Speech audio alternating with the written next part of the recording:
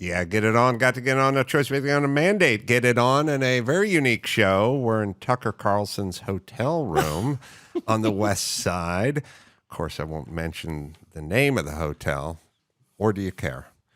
I'm leaving fairly soon. Oh, so yeah. I don't mind. It's actually a hotel. I've come to LA my whole adult life, and this is a new hotel. I really like this hotel. Well, I will say that I'll give you a clue. They named a salad after it, and we're not in Caesar's Palace. No, we're not. So there's only one other salad that's named after a hotel. It has a famous sister hotel of the same name on Park Avenue in New York City at about 50th Street that's still under construction. I'll leave it there. So thank you for inviting me in. It was sort of last minute. I did your show on Thursday after you're going to be in town for a day or so, and you graciously invite us in to I went to breakfast in Malibu at a friend's house among the fabulous people, and I was there for 5 hours, so I'm a little late. Excuse me. In Perfectly LA, the fine. meals just keep going. Yeah, I know. That's why we all have to take prescription drugs that were meant for diabetes. Yes. So speaking of that, that's something I wanted to get your head on, and I should tell everyone the documentary series Tucker Carlson Originals Season 3 premieres this month on Fox Nation, and we'll get into many of the subjects you cover because I'm assuming these are subjects that are all interesting to you. Thus, Profoundly interesting, your yeah. engagement is that much more involved. And so we'll circle back to a conversation we're having off the air, which is I'm profoundly flattered that you use my sort of hang your own shingle, do what you love to do in a place, in a space that you love to do it, and don't answer to the man approach to broadcasting. Well, it totally changed my life. And as I was, and then you mimicked it, and it's been easy and fruitful and much more easier transition than you probably could have assumed at the beginning. It was an amazing experience. It was 2017 or 18. I was on book tour. I wound up booked on your show, and I was completely confused to get the directions at some warehouse in the San Fernando Valley, and I show up, and you have this whole world built that you own and you control and fill with people you like. And then we did the show there, which I loved. I still remember the topics. But the takeaway for me, and I got in the car, and I said to my producer who's in the car, who's actually sitting about 10 feet away right now, I said, I'm doing this. This is what the future looks like. And at that point, I'm like pushing 50, and I'd been in the same business most of my life, and I keep ascending. Oh, I'm so successful. But I wasn't living the way that I wanted to live. And I thought, Adam Carolla has shown me, and I mean this with total sincerity, that you don't have to drive to the center of some horrible city and work in a, drywall-clad cube with drop ceilings with a bunch of people you don't know. Nothing against those people, but like you can have your own plate. Like, why wouldn't you do that? And I set about doing that. And I looking at your place is filled with one of your, I'm sure your listeners all know, you're a car guy. And so, the cars are worth more than the town that I grew up in. But leaving that aside, it's not that expensive.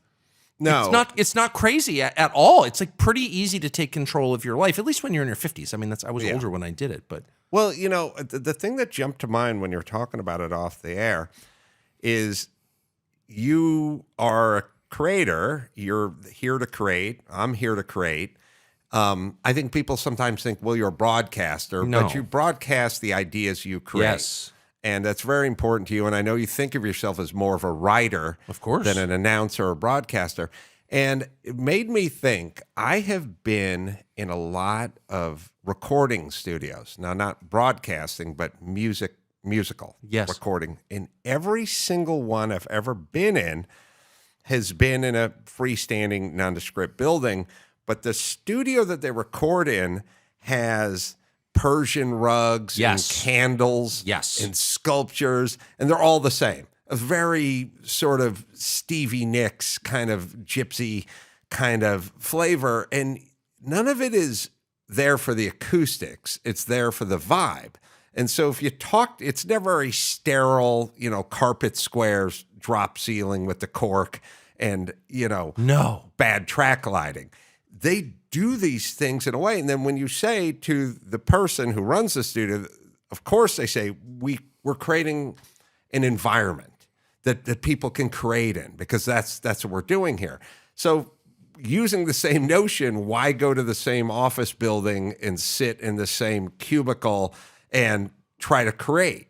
Wouldn't you, just like the musician, wouldn't the ideas flow so much better in this environment? I mean, I have really strong and not that interesting, but heartfelt views on aesthetics and design and environment and vibe and smell and all this stuff. And, not everyone shares my views. Of course, most people probably don't. But I don't want to be around certain environments at all. They make mental clarity really difficult. I believe in quiet. I believe in natural materials. I can't stand drywall or any artificial building products. I like wood. I like wool. I do like Oriental rugs, actually, and I have them in my office, and I always have.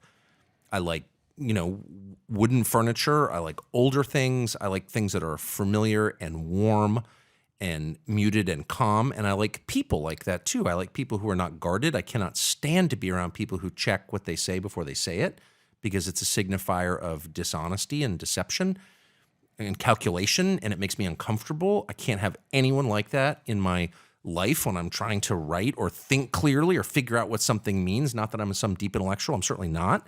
But I do try to achieve some level of clarity. All these facts are coming at you. What do they add up to? What does this mean? Why is it relevant? Is it actually meaningful or is it not? Those are the decisions that, in the course of my not super interesting little life, I'm faced with every day. And in order to answer them, I have to have honesty, clarity, and peace. And I just don't think there's any office building in the world filled with unhappy office workers that provides that environment at all. And it's not so easy to create, not so hard to create that environment, actually. Right. Well, it is interesting as you're talking about that, sort of people who are guarded and choosing their words. And I'm like you. The only time you'll see me almost get violent is if somebody said, and this used to happen all the time, like, I got an idea for a reality show, and I go, hit me. And they go, I can't really talk about it because, and I'm like, then don't bring it up, well, dude. Exactly. I hate you now. That's how I feel. And also the implication is I'm going to take your half-baked piece of shit idea and go running to some studio with it to put my name on it. Right. And it's true. I mean, there's a reason that creativity is sort of slowed to a trickle in the United States. And that's because the work environments that people spend their lives in are antithetical to creativity. You can't create something unless virtually everything is possible. You need to lift off the top of your head and sort of let things flow in and out. And if you work in an environment like, well, you can say this, you can't say that, how could you ever create anything? And so nobody does. It's not just comedy, by the way. Creativity is the key to all business. It's the key to all progress. It's the key to happiness. And it's the key to living a fully human life. And all of that is impossible in an environment run by an HR department. I don't care how well-meaning they are, how decent they are. If they're telling you can't say this, really? I'm an adult man. I'm 53. I think I can say whatever I want, actually, and I plan to. Not because I want to hurt anyone's feelings, but because I'm diminished as a human being if I can't express myself. And I mean that from the bottom of my heart. Agreed. And it's interesting. So when you were talking about sort of wood and wool and nature and yes, getting away from even just bad lighting is brutal. But no direct lighting in any building that I occupy. Lots of sheet metal and drywall and whatnot. Made me think about a study that came out just recently, and I've been saying this for a million years because I used to do Loveline with Dr. Drew, and really one of the great shows ever. Well, that's why I said it's true. So people, 25 years ago, literally 25 years ago, kids would call up and go, I'm 15, and my doctor wants to put me on Ritalin or some serotonin reuptake inhibitor. And I would say, how about you try classical music and a walk in nature? Yeah. And everyone looked at me like, what is this dumb shit who just walked off a construction site? No. And even Dr. Drew, who's turned the corner on this, would say, no, look, people have a chemical imbalance. They need blah, blah, blah, blah, blah, blah, blah. And I'd go, why don't you just try 2 weeks of walking in nature and listening to classical music and see if your head doesn't quiet down a little bit? And everyone looked at me like I was a heretic. Now, of course, that's what they recommend is as powerful as therapeutics or more so. But it made me worry for kids. I mean, kids and what they're dealing with today and TikTok and noise and pharmaceuticals and a never-ending crawl on the bottom of every screen they're watching, their wristwatch, their phone, the big jumbotron at home. It's no wonder they're all going insane. Well, the pharmaceuticals are the biggest threat in my view. I mean, there's no doubt that there's way too much noise, too many distractions, too many of them are intentional distractions. In other words, forms of manipulation. I mean, there are a lot of dark things going on. But putting chemicals into your brain that rearrange your brain chemistry, while maybe a good idea in some rare number of cases, is insane. And just like macro level, think about it. Let's say, for example, anxiety, which is something that every person feels at one time or another, which is a synonym for fear.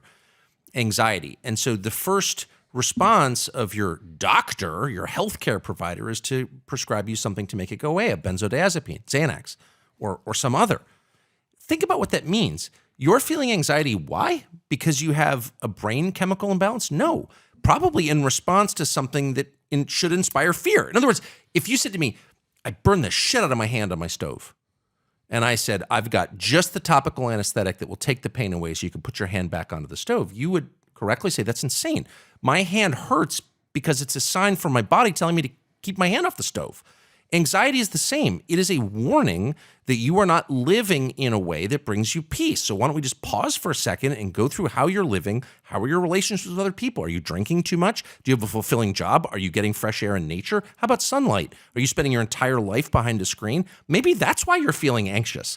None of those factors are ever addressed. Those are the core factors. It is a warning sign. If you're having panic attacks, which many people have had, I have had, that is a sign that you need to reassess how you are living. And to medicate it away and not address the cause of it is malpractice. And given what we know now about the side effects of benzos and of all these other SSRIs, all the amphetamines that we hand people in the name of curing attention deficit disorder, all of that, given the downsides of those drugs, in some cases the fatal downsides, it's a crime. It's actually a crime. And I'm sure you know at this stage people who are addicted to pharmaceuticals prescribed faithfully by their doctors who never check in to see how the patient is doing. They just keep writing these scripts. Like, people should go to jail for that. And I mean it. Yeah, in a sort of related subject, and there's a few, I have so many points and so little time, but I feel that when politicians explain that we're living in a racist society and try to convince black people that white people don't want them in their society, and as Joe Biden said recently, a lot of people like to bring lynching back and that kind of stuff, I believe that is a crime as well. Of course I think you're destroying people. Of course. You're destroying whole swaths of this society and making a group feel like they're unwanted in this society and talking about white supremacy. Both groups unwanted. Yeah, both groups. Yeah. Right. It's an insane message in 2023 to peddle to the American people, and it's so irresponsible, but it's mostly gross. Well, I mean, the whole thing is, everything about it is shocking to me, including the fact that people put up with it. Yes. I mean, the endless attacks on the whites, and I'm not defending white, but in fact, most people who know me are white, okay? But to attack any group as a group is by definition like a Nazi move. Like, what? What? I can hardly believe it as someone who was born in 1969 and grew up kind of faithfully believing in Dr. Seuss and the core lessons of the civil rights movement, that we're allowing our leaders to attack an entire group of people based on their genetics. Like, isn't that the one lesson we learned from Jim Crow in the Second World War, is that shouldn't be allowed? And yet it's the defining fact of American politics. White people are bad. And you sort of wonder, like, why does no one stand up and say, how dare you talk about people on the basis of their race? Like, how dare you? But everyone's too afraid. You're a white supremacist. What? No. Yeah, I've said this in the other direction. I've said to a couple of my black friends, when Joe Biden is talking about airlines gouging the citizens of the United States with extra costs for knee room or luggage or whatever, and he says this disproportionately affects poor people and people of color. Like, you've actually taken poor people, remove them from people of color. Now you have your own category. Right. meaning Jay-Z's getting gouged. when he- Obama and everyone in Appalachia is getting screwed. right. And but I do want to say to the black populace, aren't you fucking insulted by this old man who keeps saying, these black business owners are as smart as white business owners, so they just can't get lawyers or accountants. Right. Or driver's licenses. Aren't They don't have driver's licenses. That's the thing. You're not insulted? Why aren't you insulted by this? I mean, black and white. Why aren't both sides going, what are you talking about? Because everyone's so intimidated. And I have to say, even now, I don't know how many years we're into this whole get whitey phase of American history, and every black person, including Michelle Obama, is oppressed. Every white person is an oppressor. It's been going on for 6 or 7, 8 years now. What I'm so interested to see is that the racial tensions on a personal level still seem amazingly low. Yes. Like I maybe I'm just living in a different planet or something, but I never have any conflict with I deal with tons of people who don't look like me. No one has ever said, I hate you, white man, or Americans are actually sort of happy to get along with each other regardless of their skin color, even now, which tells you what a totally decent country it is. People are not that interested in race, despite the unremitting efforts of our leaders to make us all hate each other on the basis of it. Yes. That's my experience. Maybe you're living it differently. I completely agree. The other part of it is it is a lot like the environmental movement, which is you have the same crowd who's talking about systemic racism and it's baked into the fabric of our society and so on and so forth. The same people are talking about the planet is ending in 8 years and the carbon emissions and we won't be able to eat beef, and they lay it all out. Then they fly privately and buy a home seaside in Malibu. I was there this You morning. were there this morning. So I've told other people this, but I will repeat it. I live there as well. And PCH goes right down the middle there, or right at the water's edge. A 2,000 square foot home on the ocean side of PCH, meaning where the tide will literally come up and touch the pilasters that are holding on your deck. That house is $13 million for 2,000 square feet. If you would like to cross the road and go 30 feet on the other side of the road, up the hill, I can get you 2,000 square feet for 2.9. So if we're going to be engulfed by the ocean and the people who live on the ocean are the loudest people about this subject, then why are they paying an extra $10 million to live closer to the thing that's going to annihilate them? Because it's just a cult. I mean, and at the core of any cult is hypocrisy, and the people who are enforcing the rules don't believe in them. It's a ritual they go through in order to expiate their guilty consciences. Maybe the same people that are telling us how racist society is, the same people wouldn't want to live in a 90% white seaside town. Yes. Or conversely move down to Baltimore. I was about to say, all the systemic racism people need to move to the hood, like immediately, and take the subway to work. Yes. 100%. It should be the law. Systemic racism. Okay, let's take a look at the most recent census numbers and find out who lives in your neighborhood. Oh, it's 80% white in a country that's only 60% white? I think by definition, you're a Klansman and you should be required to move to Gary, Indiana and enjoy it. And one word of complaint out of your mouth means the Justice Department is going to throw you in leg irons for racism. And by the way, Malibu is not 80% white. It's probably 91%. I was throwing in housekeepers, but in that range. If the help counts, that will tilt it in your direction. The other thing I was thinking about when I was thinking about talking to you, because I'm always interested in exchange of ideas with you, but I was lamenting this back to sort of kids' health, mental health, which is, I was talking to Dr. Drew earlier today, and he's saying all young people are miserable, ostensibly. And what's going on? I said, well, here's what's going on. If you lived in this country for the last 250 years, you were in statue building mode. This country built statues. And if you looked at it like a chart or a graph or something, it'd be 250 years of nonstop erecting statues. Right. Civil rights leaders, generals, you know, whatever, in front of our heroes, in front of high schools and in sporting, you know, Babe Ruth, you know, in front of Yankee Stadium or whatever, libraries. But if you looked at the very last 3 years, there's a sliver of red when all we did was tear down statues. Of course.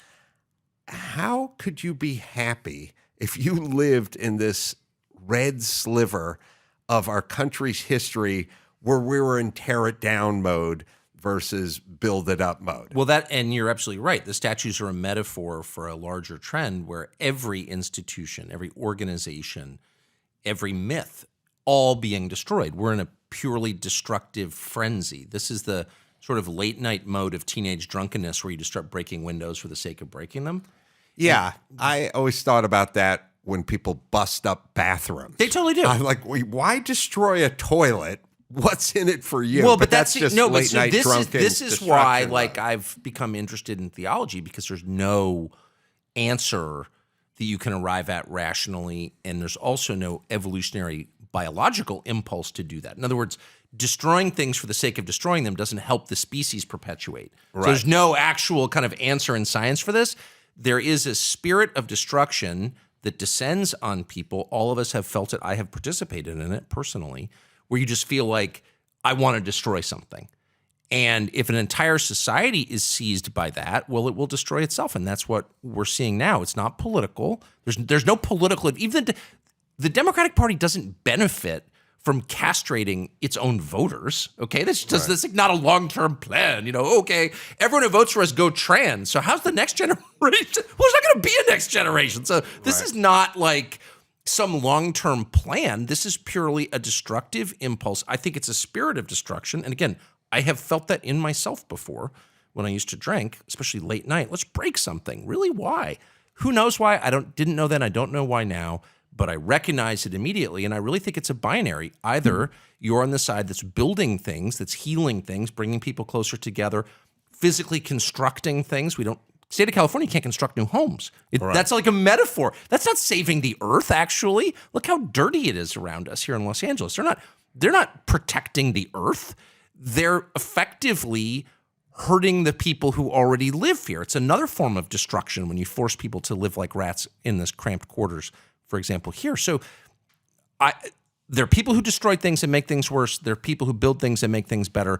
I really want to be on the latter team, and I think that is a way better and more descriptive way to divide the battle we're seeing, the destroyers versus the creators. All right, we'll take a quick break. Back with more of Tucker from his hotel room right after this.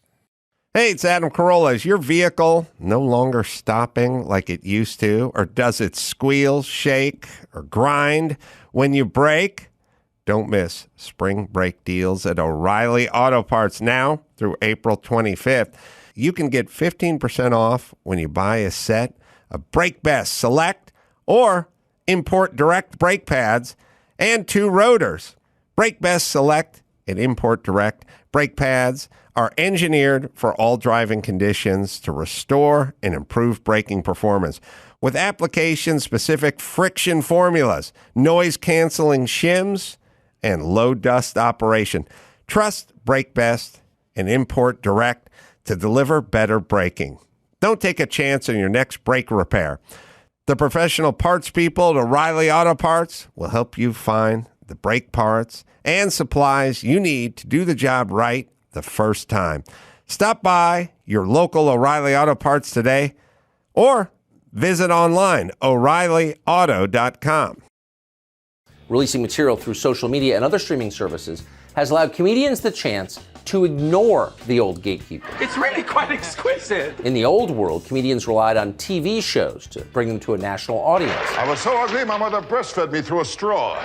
Talk show routines were essential if you wanted to become famous in comedy. I told my kid, I said, someday you'll have children of your own. He said, so will you. But late night shows and network specials don't matter as much anymore. Comedians can release their material directly to a global audience, and they can do it online. You've got this weird situation where The industry is being run by a lot of people who don't seem to understand comedy. That's a real problem. Nobody can speak their mind and have a sitcom, and now you have 1,000 podcasts where 1,000 people are speaking their mind. So it kind of blew up in their face. I know it would bother me if I had handcuffs on and another comedian came by and was allowed to say and do whatever he wanted. But those people want the handcuffs. They like it. That's the world they live in. They're legacy media guys. They really don't even understand this world. And you know who's responsible? The lawyers. They always blame the talent and the on-air people.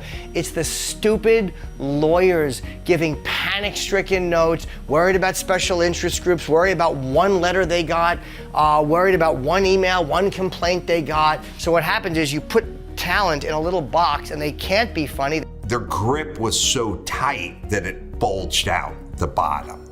And so they created Gutfeld. They created whatever new platforms people are using, and they created all of it because they went so hard. Of course it's gonna happen. You had to wait for them to bless you, and now we're figuring out that you can bless yourself. Back with Tucker Carlson and the documentary series, the Tucker Carlson Originals, which are very well crafted. I was honored to be a part of one. I hope there's room in other productions for me because I always love to contribute. It's like a Woody Allen movie. You're the recurring character in every one. So we were talking off the air, but also here's an interesting hypothetical for you in terms of building. Yes. Because I agree, I was a builder, I worked with builders, and they built this country, but it's more than iron and brick and mortar. It's kind of a mindset. Yes. You know what I mean? Like they want to create, they want to expand, they want to move forward, and so on and so forth. And something else I was kicking around the other day is Los Angeles is fallen off a cliff. I mean, it is a hellscape now. It's garbage everywhere. It's crime everywhere. Everything's expensive and this, that, and the other. And so we had an election to see who our next mayor would be several months ago. Oh, I noticed. And we had a builder named Rick Caruso. And this guy was a world-class developer, and he did the Grove, and he did many of these great developments. And anyone who's been in one of those, it's a little bastion of utopia inside of a dumpster fire. Of It's civilization, clean, it's safe, it's everything else. So I think that's the guy I would want running LA.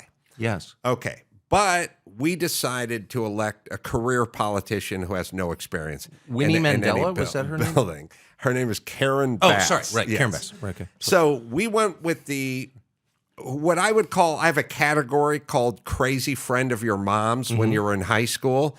That seems to be who runs Los Angeles, like your mom's craziest friend, girlfriend when you were in high school, and you went like, who's that nutty bitch with the clamp-on earrings? Yeah. They make policy. Yes. That's all they do, whether it's COVID or permitting or whatever kookiness is going down.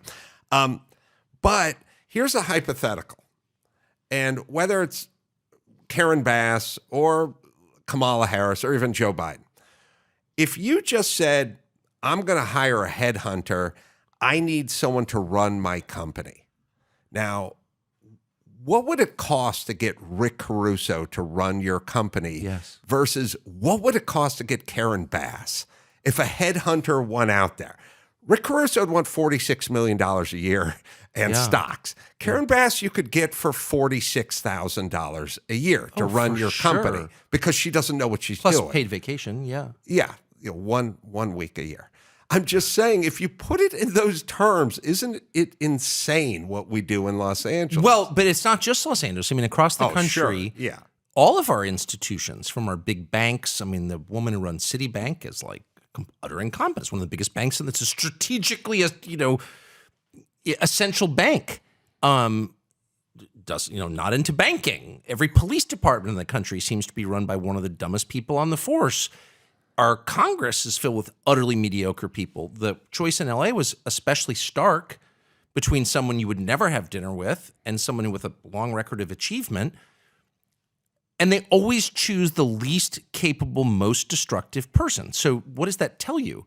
The goal has changed. The goal is not making the future better for your kids or grandkids or even preserving what you inherited, which seems like a baseline requirement, right? You get something, don't screw it up. Right. The goal is exactly the opposite. It's to degrade, tear down, to get the least capable. I mean, I see this everywhere. You look at the women's magazines and they pick women who are like physically repulsive to be on the cover, or some dude dressed as a woman. Right. And you're like, wait a second. Not only is this not about beauty, it's the opposite. It's about ugliness. It's about promoting incompetence, ugliness, malice, ineptitude, corruption, all the things we thought we didn't want. Now they are being aggressively pushed to the very top of the society. And so, like, what is that? That is the spirit of destruction that I mentioned earlier. And there's no rational explanation for it. There's only a spiritual one, a supernatural one. Like, what the hell is going on? This is civilizational suicide, obviously. Yeah, you know, another thing I was thinking about was making me laugh, because I know you and I are on the exact same page with what we'll just call affirmative action, the minority hires. Because my thing is look, if you want to hire minorities to work at the airport, I don't give a shit. But when it comes to vice president or running cities or mayor, I need competence. Just whoever the most competent person agree. is. And there's a million different things. One is like Vivek Ramaswamy. Yes. I believe. All right. He's got a crazy name and he's Indian and he's 20 years younger than I am. And when he talks, I go, I like that guy. That's how I feel. Because I only care about his ideas. I have no idea what his culture is. It's not anything that compares to mine growing up in North Hollywood. I just want to hear his ideas. That's how I feel. The notion that we're focusing on his race is the racist part of this equation, not the person who's agreeing with just his ideas. But I think we're framing it wrong, and I couldn't agree with you more. I've got nothing in common on the surface with Vivek Ramaswamy, different religion, race, background, from different states. You know, it's like he's from a different business. I don't care. I just think he's super smart and he takes these problems seriously. I would vote for him in a second. I couldn't agree with you more.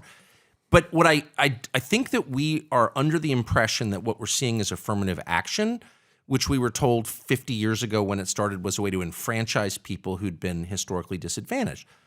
I don't think that's a terrible idea. Like, as an idea, that's not what's happening. No one's benefit. Like, if you said to me, okay, we're going to have this BLM movement and we're going to burn a bunch of your cities down and attack a lot of the things that you believe in and hold dear. But, like, 1/3 of the population of Baltimore will, like, learn to read at high school level and get good jobs. You'd be like, that's, I'm not sure I'm for this, but at least someone's benefiting. No black people benefited from BLM. We only got the burned cities. Like, 4 black people benefited. They stole the money and bought a bunch of houses on the west side of LA. That's the total pool of beneficiaries. So there's actually no upside to any of this. And that's why I'm saying it's not rational. It's something deeper is going on. And again, don't take any spiritual advice from me because I don't know. But I'm just saying the terms that we've used during the course of our lifetimes to describe what happens in politics no longer apply. It's bigger than that because it's irrational. Yeah, and one of the things I was having a laugh about is on Thursday last week, and it was the Trump indictment day, so it was good for Mark Ridley Thomas, who is black. He's the first black man ever elected to the LA County Board, right? So he was like the first, right? So he got indicted because he was laundering some money, and so I was like listening to the story on the radio. So Mark Ridley Thomas, first black man, LA City Board, is laundering money through Marilyn Flynn, who's the former dean of USC School of Social Work, first woman, first social worker, first. So I was like, okay, you have the first woman at USC, and they have the first black man, and they're fucking their constituency. Of course. What is this notion of, well, if we could only get a woman in this position, when we start putting women, when we start putting people of color and black men in it, then what? They're not going to act like politicians and people. But also, who benefits? I haven't been to the Inland Empire recently, which I think is heavily black now. Didn't used to be, but it is because I think a lot of black people who lived in LA have been moved east. That's what I've read. And I haven't been there recently, but I would be shocked if there are like a lot of black people in the state of California who are actually benefiting from any of this crap. Nothing. Like none. Right. In fact, there seems to be even more suffering, I have noticed, in black neighborhoods. So on what grounds can we justify this? Only on the grounds that it's good for the new generation of Al Sharptons who's continuing the same shtick in an effort to do the same thing, which is commit corrupt acts. That's I mean, why doesn't anyone say this? Like, since when does Karen Bass speak for black people? I don't. I don't think she how does. It works. I don't think she does either. I mean, what? Well, the other, I think it's worse than does nothing for black people. I think it's worse because I feel like a lot of this was meant to satiate. Of course. So you go, we're going to have the first black or African-American vice president, whatever. So rejoice, black women who are living in squalor outside of Gary, Indiana. Exactly. Right? And it'll do nothing for you. But yet there'll be a moment where it sort of satiates. It's like you're rooting for a team to win the World Series or win the Super Bowl, and then you go back to your horrible factory job and your loveless relationship. I've got great news, Adam. It's Christmas morning, and I want to give you not an actual president, but a symbolic present. Here's a symbolic victory for you. we passed that. Right. I will say this, if I can just make one prediction. So the United States is becoming non-white. Everyone's excited about it. Or whether you're not excited about it, it doesn't matter. Whites are going to be in the minority. So what that means soon. So what that means is you're going to get at some point, probably in my lifetime, people standing up and saying, I represent white people. I'm the candidate of the white voter. Right. And I just want to say on the record that I'm going to tell that person to fuck off because nobody speaks. I'm an adult man and nobody speaks for me because he shares the same skin color as me. Like I just reject that entire idea. If I agree with you, I'll let you speak for me. And if I don't, I won't. But this idea that someone of a certain skin color, any skin color, or any ethnic background speaks automatically on behalf of all people who share that skin color or ethnic background is a Nazi idea, and I'm totally opposed to it. And I will be opposed to it when it happens to me. When and this will happen. Someone's going to, white people. And I'm going to be like, I don't even know you, dude. Yeah. I don't even know you. I refuse to allow you to purport to speak for me because we look the same, period. Well, this is the real white privilege. Mm-hmm. It's not having a spokesperson. It's not that's so deep. That's so deep. Sorry, I'll let you continue. I've never thought of that. I love that, though. I've said it many times on my podcast, which is there is a white privilege. It's not being involved with a group. That's so good. When Joe Biden says, if you don't vote for me, you ain't black, that's a lot of pressure. As a group, now we have to vote for a crazy old man who has a corrupt family, or we don't get to be black anymore. This is quite a crossroads. You know what I mean? It really is. I mean, it was literally. I mean, I know it sounds insane, but that's a brilliant point. That's a brilliant point. Years ago, David Allen Greer was pulling his Ford. Cadillac Escalade, something onto a lot, and there was a black security guard who would kept making fun of him for not getting rims on his SUV. Fair. And why aren't you rolling with 22-inch dubs? Spinners, by the way, yeah. There is no land with more potholes in it than Los Angeles. You put on 22-inch rims with 25 series rubber band tires on it, and you will be pulled over by the side of the road with a flat tire every 100 feet in Los Angeles. It makes no sense. The whole point is, look, I could talk about stopping distance and slalom speed and stuff like that, but the point is he got a bunch of shit and would continue to get a bunch of shit from a security guard telling him what rims should be on his car. And I bet as he pulled up to that lot, he would hope that security guard wasn't there because he was going to get a ribbing for not getting rims on a leased Denali. Our white privilege, never have to have that discussion. With someone like, why aren't you wearing a cardigan? You know that's what we wear, Tucker. Where's your pocket square? Right. You haven't quoted Seinfeld this hour. What's wrong with you? What's wrong with you?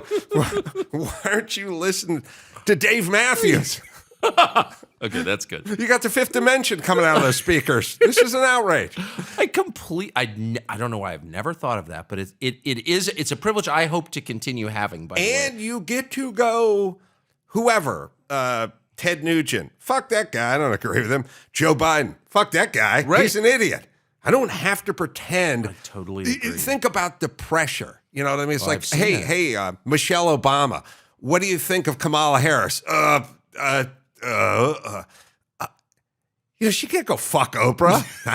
I don't share any opinions with that cow. I bet she thinks it though. But all I do is shout out white people whose names who I hate all day long. I totally agree. The funniest thing is when we first, I'm sure she hates her, but my point is she can't say anything. That's her group. She can't get outside of it. and it's so funny that the white people, and it is mostly white people, I have to say, who enforce, message discipline in this country, use black people in order to do it. And when we first started this show, like 7 years ago, we started to get it. You're a racist, and I remember thinking, and even talking to my producers about it. I've got a lot of bad attitudes about a lot of things. I've never really been a racist. I'm from Southern California. That's wasn't a thing, right? Growing Scared up. of people who look different than you. Right. I do have bad attitudes, but they're not really around race. So I was like, why are they? And then I wanted to say, but I really thought about it because I don't actually want to be a racist. I don't like racism, and much less a white supremacist, whatever that is. So I did think about it at some length, and I thought, actually, there are not really many black people I'm mad at. The people I'm mad at, if I have a sight picture of the people I'm mad at, it's 45-year-old private equity wives who yell at me in restaurants. It's like a very, it's like middle-aged female white lawyers. They really hate me. I don't know what that is. Maybe it's a function of the legal education or something, but they really don't like me. And so I wanted to say, I'm sorry, I'm actually not mad at black people. I hate you. Right. You're the one I really dislike, and I mean that. And if you could x-ray my soul and see who I'm actually mad at, that's who I'm mad at. But they don't want to hear that. So I know you're really mad at black people. I'm actually really not. Just being honest. Well, how could you be mad at an entire group when they vary so I don't greatly? think 45-year-old private equity wives at the Four Seasons in Jackson Hole vary that much. Oh, well, they don't. They don't. Yes. There's not a lot of, no, they're all kind of the same. They all have the same attitudes. And I happened to just have been there 2 weeks ago, and one of them snarled at me as I was on my way to the men's room. And I was like, oh, I know who you are. You have a weak husband who you despise and have contempt for. Did she but that's say, not my fault. Did she say something to you? No, she took pictures of me and snarled. And I wanted to say, I don't know you. We've never met. I know that you live in Santa Monica or wherever, Greenwich, Connecticut, but I know for a fact that you have contempt for your husband. And I think if we could sort out the problems in your marriage, your politics would probably improve pretty dramatically. Yeah. Might be angry at the stepdad, too, growing up. For sure, the stepdad. But at this level, it's almost always the absent husband who's always in Hong Kong, and she knows he's cheating on her, and she's getting mad, and he doesn't want to deal with it and listen to her. She's like, I'm going golfing. And then she sits and goes on the internet and reads Twitter and gets mad about the oppression of people she's never met. What is it about you that provokes that reaction? Because I'm from that world, that's why. That's exactly what it is. That's exactly, because I know them, because I grew up around them. It's a very specific group of people who I've spent my entire life with, and I'm on to them. I know exactly who they are. I know exactly what motivates them, and they know that I know, and so that's why they hate me. I'm just being honest. I mean, I honestly think that. I've never been yelled at by anybody's housekeeper or any cab driver. The only people I've ever been yelled at are from that world, and it's a world that I'm from. So it's like, yeah, okay, honey, I know who you are. Oh, that's interesting. Oh, it's totally true. Ask them. Some of my producers are in the room and they're nodding because they travel with me. It's always that. It's always 100% that. And so I'm like a trader or something, and I'm from Washington. I spent my whole life in Washington, and they're all super mad at me because I watched them go insane. I watched Trump, whatever you think of Trump, called bullshit on a bunch of their different longstanding scams, particularly in foreign policy. And when Trump said, "What's the point of NATO?" and they called him a racist for asking, I was like, oh, wait a second. You hate him because he's calling bullshit on your schemes, and you don't have a good answer. You can't tell me what the point of NATO is. What is the point of NATO? I'll listen patiently as you explain. Oh, well, shut up, racist. Okay, that's your answer? So You just sounded like someone doing an impersonation of you. No, your well, but- last 5 seconds. Okay, but it's just heartfelt. I mean, like, I know. I really feel that way, and I was there, and I saw it. I know I worked for Bill Kristol for 6 years. I know how this works. So I'm Yeah. not guessing, and they really hate that. I also have a theory, which is you outrage these people by not caring, and that drives them. Well, I have no utterly- respect. I have no respect. There's not one person who writes for the Atlantic magazine whom I consider impressive or smart. Not one. And they're all caught up in, well, I'm a fellow at the Atlantic Council writing for the Atlantic magazine. It's like, I know what that is. Like, you're not going to bullshit me into respecting you because I know how deeply mediocre you are, you merit badge collector. You're a total fraud. You're a complete fraud. You lived on my street. So I am not impressed by you, not even a tiny bit. And they don't like that. Yeah, they also think that you're supposed to cower in fear when they wag their finger at you, and especially the things like the race card. For you're them, a racist. that always works for them. Yeah, and that no. can shut every detractor up. If And- I were a racist, it would work on me, but I'm actually not. And so I'm not guilty about it at all. yes, And, if they ever attack me on things that I do have some bad attitudes about things. Mostly I admit them. But if they ever attacked me on something I was guilty of, they would shut me up. right. If I was like cheating on my taxes and they're like, you cheat on your taxes, I'd be like, oh, I don't cheat on my taxes. But calling me a racist, like, I'm actually not a racist, and I'm not, my views are, I'm not embarrassed of my views at all. I don't think I should be. I'm not. I'm happy to tell you my views on race. I don't think they're embarrassing. I think they're right. And they're certainly not rooted in hate. They're rooted in a fundamental belief in the moral equality of people. And I say that all the time. They don't care because they think they can shut me up by calling me a racist or a white supremacist or a Nazi. They're literally cataloging the race of every person in the United States and rewarding some and punishing others, and then calling me a Nazi. Really? Okay. So, like, yeah, they have no power over me whatsoever. None. No, I agree, but it's interesting that you are a caricature, a sort of cartoon caricature to the other side, which I realize is part of not being able to articulate constructively opinions and views and debate, which is to say, I disagree with the Obamas, but I don't ever say they're bad people. I just would disagree with their policies, and I would feel the same about, I don't know, John Kerry or even Bernie Sanders or something. I would never say he's the devil or he's Hitlerian or he's a racist or misogynist or anything. I just go, here's a guy with bad ideas that I disagree with. But you do not get that same respect. No one says, I just disagree with Tucker Carlson over policies. They call you every name in the book, and they'll do that with anybody they disagree with, which says to me maybe they're out of arguments. Well, they're certainly out of arguments. And in fact, to the extent they have arguments, they won't, unfurl them. They're always welcome on my show. Anyone who disagrees with me, who's in a position of decision-making authority, is always welcome on the show. And I mean that.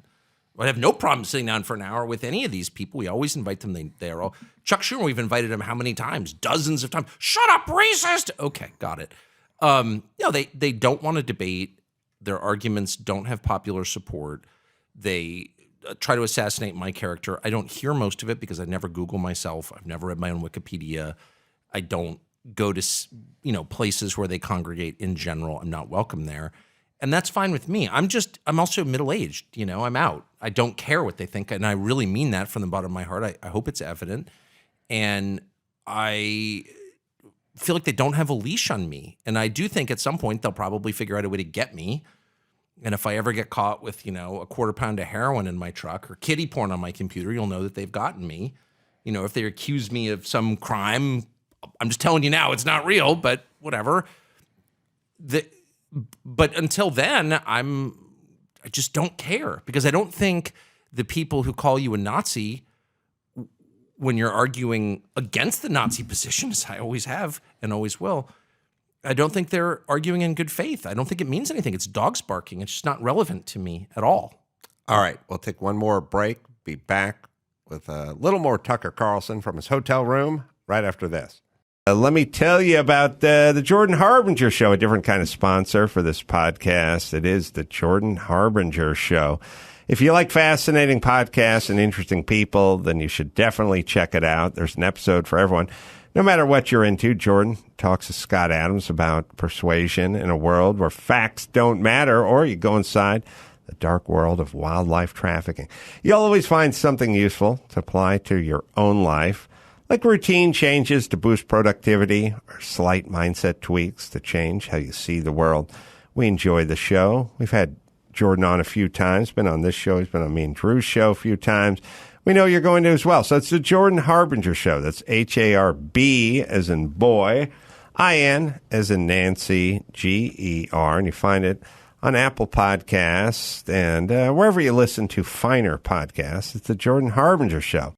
Tucker Carlson speaking truth from the 11th floor of his beautiful hotel room. Palatial is the word I'm Yes. searching for. Now, here's another thing I was thinking about. So, sorry to keep referencing him, but I had a long conversation with Dr. Drew today, and he said pot is really fucking kids up, young people up. Like, pot is really bad, and it's powerful, and it has having effects. And I'll leave the details out, but he told me a few stories that were affecting his life. And I said, Drew, we have been turning pot into some like movement over the last several years. It's a drug. Fine. I'm not uptight. If you want to smoke pot, but it's not a multivitamin. It has effects, and you wouldn't want your 14-year-old doing it, and you wouldn't want your adult son doing it every day. That's for sure. And I said, this is, we had some off the air, some hot nicotine talk. I said, Drew, most people who live in Los Angeles, certainly if you polled mothers who live in Santa Monica, California, they would much rather their kids smoke pot than smoke cigarettes. And they would much rather their kids smoke pot than vape. And I thought, all that is water vapor with nicotine in it, and maybe a little cherry flavoring and some cartridges. But that's how off the rails we are. Pot is screwing up kids. It's screwing up adults. It's damaging a generation who participates in it regularly. And we've declared, in California, war on nicotine and not THC. I'm never not shocked by the deep ignorance of the educated class. Yes. Some of the most ignorant people I've ever met are graduates of prestigious colleges. That I'm not saying that to be counterintuitive or to attack the ruling class or whatever. I've just noticed it because I've lived among them my whole life, from birth till now. So yeah, they have no idea what they're talking about, is the truth. And they're very credulous. They'll believe anything the authorities tell them. And you can't have a leadership class like that. I mean, that's what you just said. I'm not going to bother to the science behind what you just said is pretty transparent. It's available on the internet. Most people have internet connections.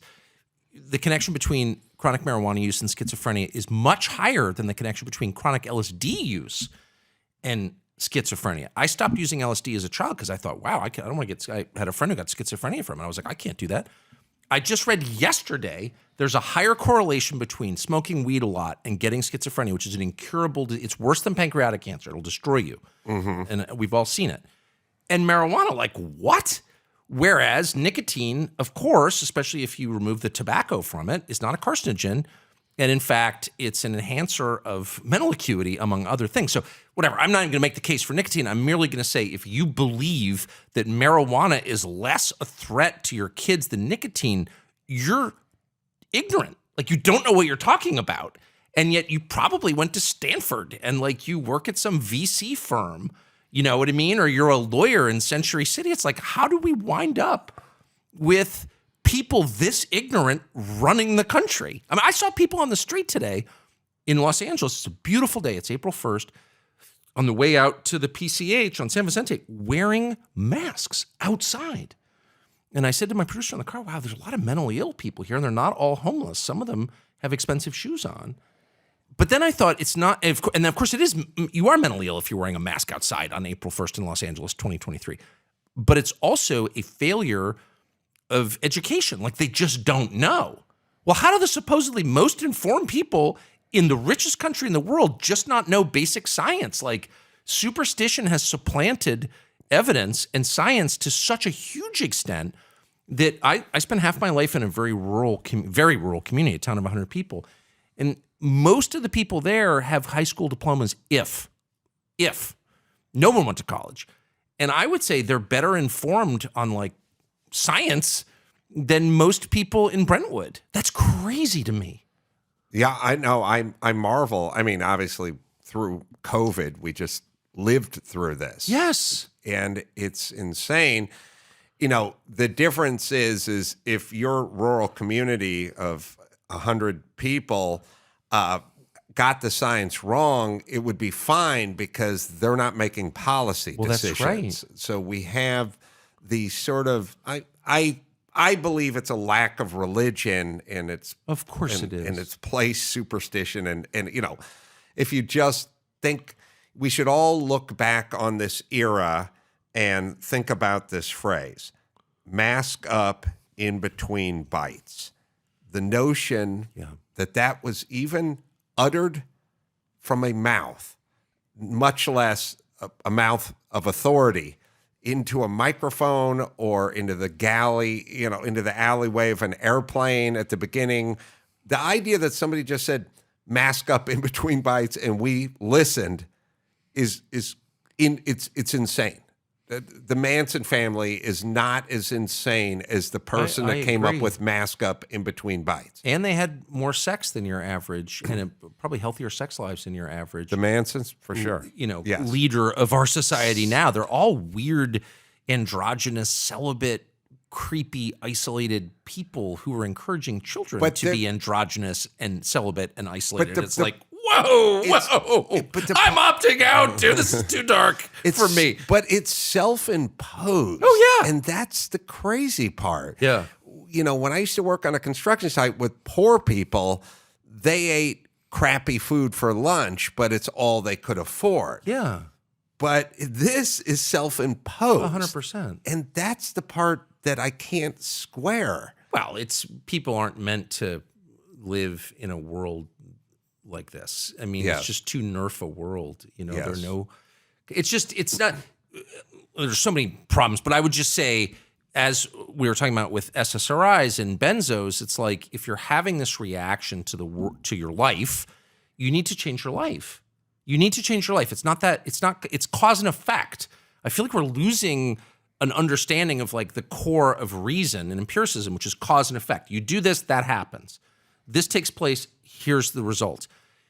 If you are going crazy, you should assess not your brain chemistry, some crackpot science. It is crackpot science, by the way. It's bullshit. They don't know that. It's all made up and encouraged by the pharma companies. It's not a problem with your brain chemistry, most likely. I mean, unless you've had a stroke or some neurological problem. But no, it's you're living an unfulfilling, lonely life with no meaning. So why don't we attack that? And then we'll all be better. I'm serious. Like, the number of childless, unhappy, celibate, androgynous leaders we have is crazy. If you went to Gretchen Whitmer's dinner table and no one was around and assessed her life, like, you would look into the pit of spiritual hell. Like, you know that all these people lead totally unfulfilling lives. Like, you don't want people like that in charge. You don't. You want rounded, happy people with rich, rewarding personal lives and deep, enduring personal relationships. They're the wise people. You don't want crazy people with no kids who don't give a shit about tomorrow. You don't want 80-year-old people who are literally staring down the barrel of death, making long-term decisions for a country of 350 million people. That's not a good idea, dude. Let's not do that. Yeah. I'd be remiss if I didn't bring up Jacob Chansley. Chansley. Yeah. I miswrote that down. And so the QAnon shaman, Chewbacca man, I think maybe we called him back in the day, who became the face of the insurrection. We won't pour over the nuts and the bolts of January 6th, but the idea that I can't even talk about it, Adam. Sicknick was killed with a fire extinguisher. Then he was killed with I'm getting bear PTSD, spray. dude. I'll never. People that killed themselves months later were counted amongst the police that were killed that day. I mean, first off, as I've said many times, when there's an actual catastrophe, an actual thing, you don't pad the numbers. No. Nobody said 10,000 people died on 9/11. Or 10 million. Or 10 million. They just went 2,963 or whatever. Or at Pearl Harbor. Or at anything. That's just like when there's an actual event, commercial airliner crashes, 287 souls. Why are you padding things? Why are you trying to make rock soup out of this event if it was just the greatest insurrection and not since Pearl Harbor? So for anyone listening, if you ever hear them padding things, we lived through it with COVID and you saw it with January 6th, then stop to say to yourself, if this was the event they said it was, why are they counting cops who died 6 months later? We're watching history be made. Yes. We actually have this weird vantage where we just sort of got led in by accident into the history-making factory, and we see what they make it from. Yes. And it's not actually like the parts of the cow you want to eat. Right. It's all like buttholes and sawdust, and like they're calling it a hot dog. It's like, it's disgusting the closer you get to the manufacturing process.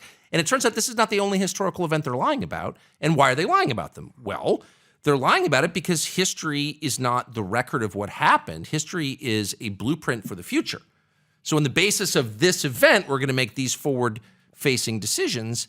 And it's very tempting for people to lie about that in order to justify making changes that they want, which will benefit them. So I guess in me, and I'm interested in history, it does make you kind of reassess, like, what are the things that they tell you? Like, what are the lessons of Vietnam or 9/11? I'll just say one thing. I'll never forget sitting on the set on Crossfire more than 20 years ago after 9/11. And I said something like, and I was upset about 9/11, went over to the Middle East to cover the aftermath, all that stuff. I had very conventional views on 9/11. I don't think the government did it. I'm not saying that. But I did ask on the set, like, why do you think 19 people killed themselves? I'm not defending the hijackers. I think they're monsters. They're terrorists. I still think that. Of course they are. But, like, they did die. Like, why? What was their motive? Like, you have to believe in something really strongly to want to kill yourself for it. What was that thing? And I just asked that question. I still don't know the answer. By the way, 20 years later, I have no freaking idea what the answer is. But I said that. I mean, I've never been attacked like that. Shut up! Are you on the side of the terrorists? No, of course not. I live in Washington. I was there when the Pentagon blew up. Like, I'm not for this. I hate it. But I do think we should know why it happened. That was the number one impermissible question. And it was at that moment that I was like, oh, wow. If they're not letting me ask the most obvious and important of all questions, like, which is why, always the most important question, why did this happen? Then maybe there's a reason they won't allow that to be asked. And maybe the reason is they're going to use this event to change my life. And of course, that's exactly what happened. They used that event to change my life and this country and make them both worse. So we should always be on guard against that, I think. That's absolutely 100% what they're doing with the fake, unarmed, unplanned insurrection of elderly American middle-class voters who had an actual beef with our election system. So, of course, they're lying, and we should call it out constantly. And I've lost, almost all my old relationships in Washington for doing that. I don't care. It's true. They are lying, and I'm going to keep saying that until they silence me. Do you think Chansley was released in part because of the video footage you released on your show? I have no idea. I would, like to flatter myself and say, we got a man out of prison, but he's still in a halfway house. He should not be there. He did nothing wrong. He committed no crime. He was led into the Senate chamber by armed police officers. They opened the door, they let him in, tried a bunch of doors. They finally found one that opened, and they let him in, at which point he said a prayer of thanksgiving to God for the police officers. So, like, if he committed a felony, how did the cops who let him in not commit a felony too? The whole thing is so insane. They hid that video, the January 6th Commission, Adam Kinzinger and the loathsome Liz Cheney, and the rest of them, and they put this man in prison and destroyed his life on the basis of a lie. So Liz Cheney went on and got a job teaching children at the University of Virginia. So how does she still have that job? I can't even believe that we all know that they lied, they destroyed a man's life, and no one has been held to account for that. It drives me insane when I think about it, so I try not to.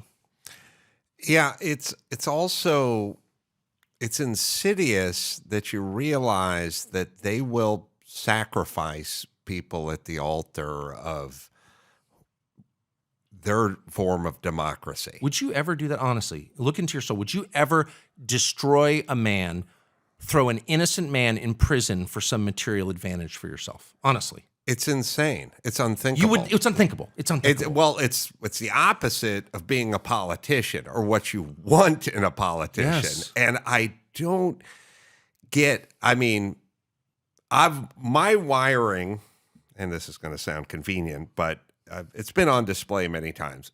Every softball game I've ever played in, when I'm out in the field and the secretary comes up and hits the comebacker to the pitcher, and then there's a tie at first base and my team is arguing they're out, I always yell, let her stay on first base. Like, leave her alone. She barely knows how to swing a bat, you know. And everyone yells at me. Then my own players yell, my team yells at me, shut up, don't argue for the other side. I'm like, just... it looked like she beat out the throw. That's all I'm saying. And then they go, shut up, because they want you to argue their point, whether they're lying or not. No, imagine being on the January 6th committee, knowing what actually happened, having access to this footage, and just going along with this. It's unthinkable. Well, people who would do that would do anything. They would necklace you. I mean, they would literally necklace you in the street and scream, "No one is above the law!" I mean, what? I mean, it's like, so you can't have people like that in power. You can have people who disagree with me. You cannot have people who are willing to punish the innocent and destroy the innocent for the sake of whatever scheme they're running. You can't have people like that. I think if you got them drunk, they would say, look, you would throw away a couple of lives in order to prevent this greater evil. That's how they justify taking over this country. That's how they do. That's how they. There used to be signs in this town that said 54,000 people die of secondhand smoke every year, and I used to pass by it and I would say, well, that's bullshit. Yeah. And I would go into work and I would say to Dr. Drew, 54,000 people die of secondhand smoke? And he'd go, no, nobody dies of secondhand smoke. I go, have you ever seen a patient who suffered from secondhand smoke? He said, no. A loved one, a celebrity, died of secondhand smoke. You know, it's like, no, it doesn't exist. I go, well, what are they doing? I go, they're lying, trying to get you not to smoke. That's basically how they work, which is, yeah, this is bullshit, but I know what's good for you. So or AIDS being an equal opportunity killer, whatever. Of course it doesn't work. But it degrades everyone involved. Lying. Who's going to listen to Fauci or Rochelle Walensky or the head of the WHO or Barbara Ferrer, Health Council, California, Los Angeles? I'm not going to listen to those idiots about anything. Of course not. Ever again. No, I'm going to be... Even if they're right, I won't be listening to them. That's the other. That's the effect, of course, is to drive people out of the medical system into holistic healers and shamans and crystal wielders and into acupuncture and cupping. And like most rational people are like, I don't know anything about science really, but I know that you're lying and I'm not going to your office again. Like, honestly, people feel that way. Right. So, I don't know. Predictions. I mean, where do you think this is going? I'll buy you a second, which is I always just go safe spaces and octagons. I just say, if you want to live, you're just going to move to Florida, or you're going to move to, Nevada, or you're going to move to Texas, or you're going to move to somewhere where you're surrounded with like-minded non-nut jobs, and San Francisco and LA can just turn into piles of homelessness and Soylent Green and taxes up the wazoo. And I think people are just going to separate. LA would be the safe space and Florida would be the octagon. But the people who want to live their own life and, want to be free during COVID times and things like that are just going to separate. Yeah, clearly that trend is in progress. And if you've been to Palm Beach or Miami recently, you'll notice they're building a whole new country there. Florida's the capital of a new country. It's unbelievable. You should take a week and go and check it out. I personally think it's very sad to give up the prettiest place in the world, which is where we are now, California. And that the answer is really super simple. It's not even about policies. It's about telling the truth. If you commit to telling the truth as fully as you can, recognizing you probably get it wrong a lot because you're only human, but saying what you honestly think all the time, you become filled with some kind of weird power. You become bigger and stronger. But if you submit to lying, if you allow yourself to lie through fear or avarice or whatever your motive, you become smaller and more afraid. I really believe that. It's like the one thing I've learned in the past 5 years. Telling the truth makes you bigger and stronger. Lying makes you smaller and weaker. And if people just resolve to tell the truth, period, I don't care. I'm telling the truth. I honestly think you could save California. It would probably be a lot more liberal than I am. That's fine. But it wouldn't be dystopian. You could live here. If normal people, and that's the majority even now of California, normal people, if they just resolve to do that, I think that's the answer. A good note to go out on. The series, Tucker Carlson Originals, Season 3 premieres this month on Fox Nation, and all the subjects you're interested in, or subjects you weren't interested in, but Tucker is interested in, and he will make you interested in it because he does that good a job of executing. And of course, the show, Tucker Carlson Tonight, weeknights at on the East Coast at 8. We're lucky we get to see it here at 5 o'clock, and that's on Fox, of course. Thank you so much for carving out time, Tucker. Are you kidding? Thanks for coming to my palatial hotel room. It's beautiful. I feel guilty because You can't see my piles of room service in the background. I did grab a glass from the minibar. Yeah. And I was heading to the bathroom to fill it up because I just can't pop the cap on $17 bottles I've got of water. 30 pounds of lobsters and 6 creme brulees coming in just 1 second. All right, well, maybe I will hit the minibar in that case. But your lovely producer stopped me from filling it from the sink. I was actually going to dip it in the toilet. I love that. Ladle style.